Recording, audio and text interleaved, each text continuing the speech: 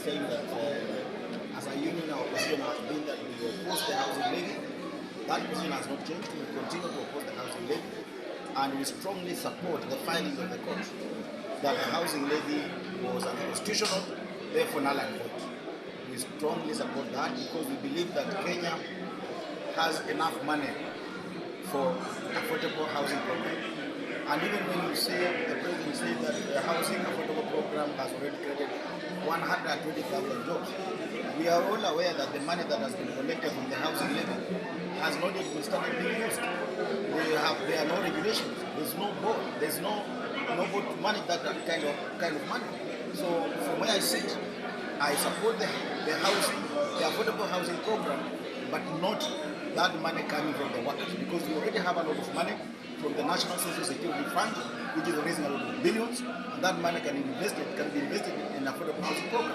The LAB fund, we saw the other time we were launching a levy program, affordable housing program.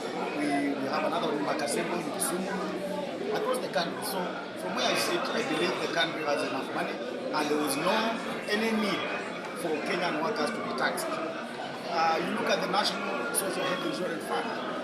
I will not clearly oppose that one, because we want every Kenyan, wherever you are, to be able to access medical care. I'm a leader and I know what I go through trying to assist Kenyans to access medical care.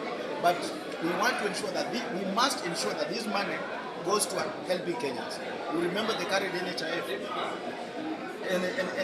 it has not been, when you go to hospital, you are treated, you have that card, some hospital checked, you are prescribed, there's no medicine, and then something that's very interesting is that the civil servants.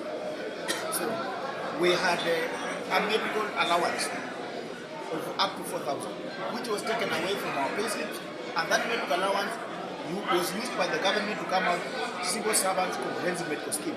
Now they are saying the current National Social Health Insurance Fund will not be allowed to run that scheme. It means that civil servants, we are now going to lose double. When you are contributing that 2.05%, we are contributing an extra 3,800 or 4,000 that was removed from our pay. For example, if 2.7% of my salary is 5,000, now we take 5,000, add 4,000, it will come to 9,000 shillings. We have a lot of confidence in NHIF managing that scheme. So those are some of the issues, grey areas that we want them to be addressed, and we thank also the effort that have been made. We support that. But for housing levy as a union, we continue to oppose, we will continue to oppose it. When I see yesterday KMPDU managed to obtain a court order to stop the social development, what do you have to say about it? Do you support it as a nurses union? The nurses union supports the stoppage of the implementation of those 3 and 4 acts on the basis that we want those grey areas, like the area where I've just mentioned that we already had our medical allowance taken from payslip of up to 4,000. So if 2.7% to me comes to 5,000, for example, you add 4,000 and we pay 9,000 when a person with similar salary with me will pay 5,000.